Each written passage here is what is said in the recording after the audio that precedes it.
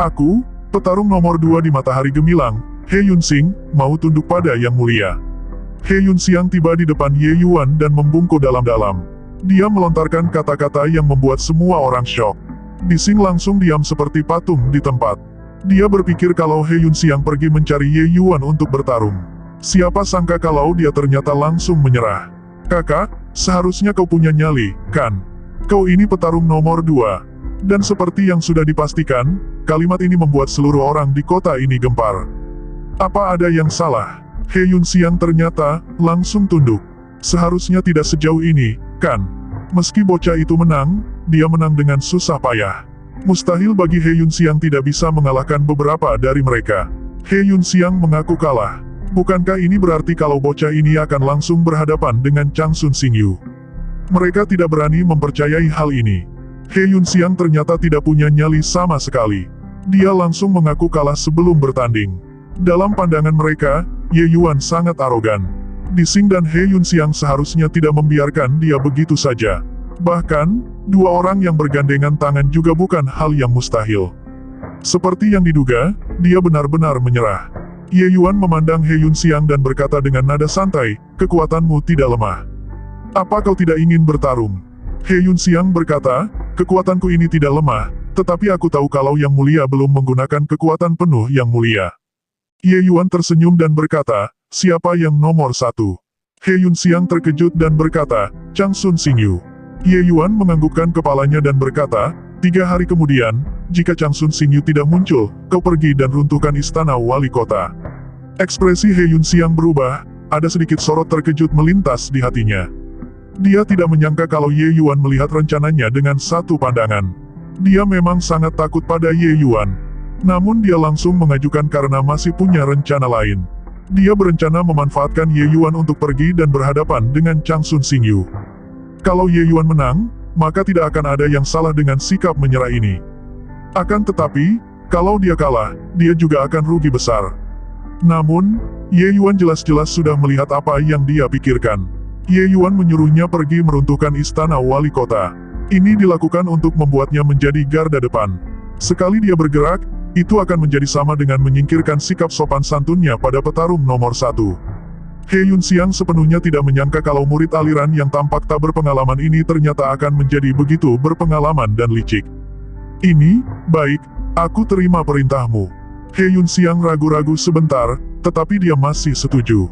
Dia terus merasa seperti menghadapi Chang Sun Xingyu saat itu ketika dia berhadapan dengan Ye Yuan.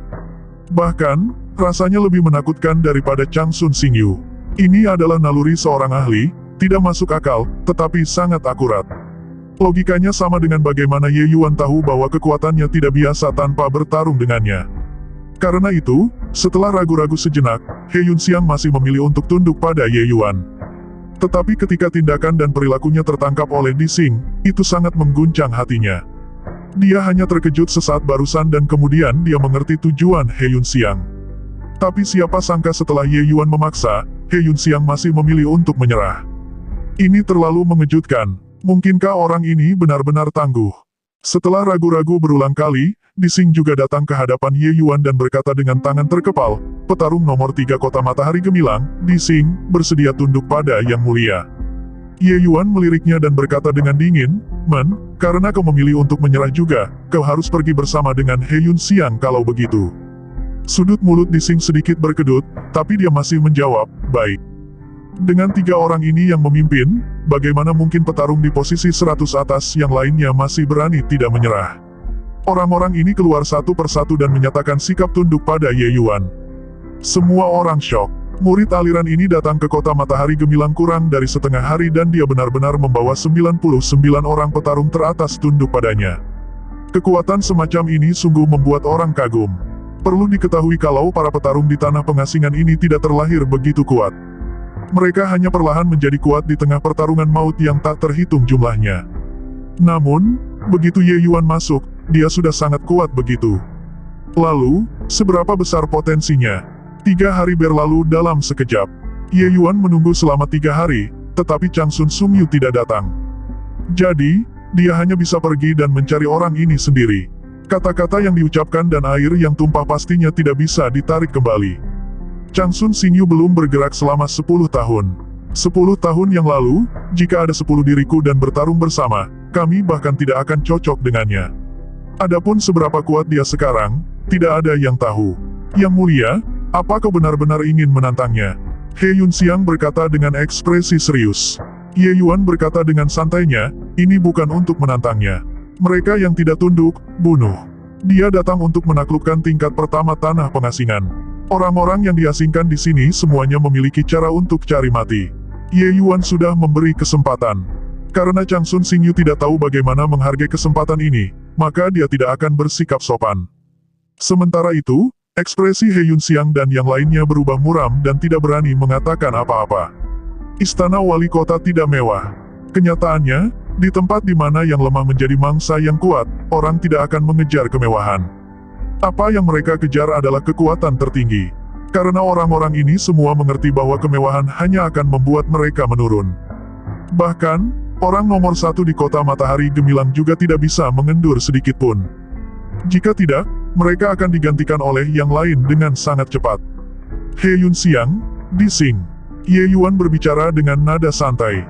Kedua orang ini sangat enggan. Namun, kali ini, mereka tidak bisa memilih apakah mereka mau enggan atau tidak. Jika mereka tidak mau bergerak, maka hasilnya adalah pertarungan. Konsekuensi dari pertarungan ini akan mereka tanggung sendiri.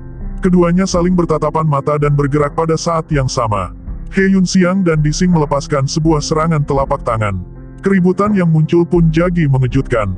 Bahkan sebuah semburat penghargaan melintas di mata Ye Yuan juga. Namun, kali ini, sebuah angin telapak tangan berdebur keluar dari istana wali kota dan langsung bertabrakan dengan He Yunxiang dan rekannya. Duar, kedua orang ini memuntahkan banyak darah dengan derasnya. Tubuh mereka melayang ke belakang.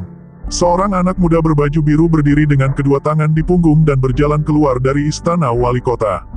Ada semburat keheranan di mata He Yunxiang dan Dising. Chang Sun Xingyu. Orang ini semakin kuat lagi dibandingkan 10 tahun yang lalu. Kata Dising. He Yunxiang mencengkeram dadanya dan berkata dengan suara serius, 10 penguasa kota besar akan mengadakan debat Dao setiap tahun. Hanya mereka sendiri yang tahu siapa yang menang dan siapa yang kalah. Sepertinya kekuatan Chang Sun Xingyu meningkat secara signifikan dalam 10 tahun ini. 10 penguasa kota besar adalah penguasa tingkat pertama tanah pengasingan ini. Mereka sudah tidak memiliki lawan. Bertarung dengan orang-orang di bawah hanya membuang-buang waktu.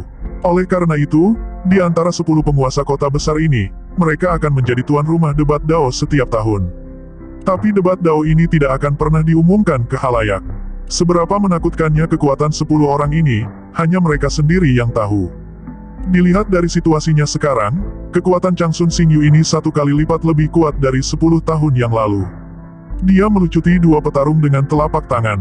Kekuatan ini, bahkan mungkin 30 He Yunxiang, juga tidak akan bisa melawannya lagi. Chang Sun Xingyu berjalan keluar dan berkata dengan santainya, wah, bakatmu cukup bagus. Aku memberimu kesempatan. Surga memiliki jalan, tetapi kau menolak untuk berjalan. Neraka tidak memiliki gerbang, namun kau ingin menerobos masuk. Karena kau cari mati, maka aku tidak bisa disalahkan. Ada kepercayaan diri yang mempertimbangkan segalanya dan semua orang di bawah perhatiannya di wajah Chang Sun Xingyu. Sebagai penguasa kota, dengan hal besar yang terjadi di kota, dia pastinya mustahil tidak tahu. Tapi dia tidak datang sudah menunjukkan sikap. Dia merasa terhina untuk bergerak melawan Ye Yuan. Atau haruskah dia mengatakan, Ye Yuan tidak layak membuatnya bergerak. Akan tetapi, Ye Yuan melancarkan serangan ke istana wali kota. Ini adalah masalah lain. Ye Yuan memandang Chang Sun Xingyu dan berkata dengan santai, begitukah? Kata-kata ini persis seperti yang akan aku katakan padamu.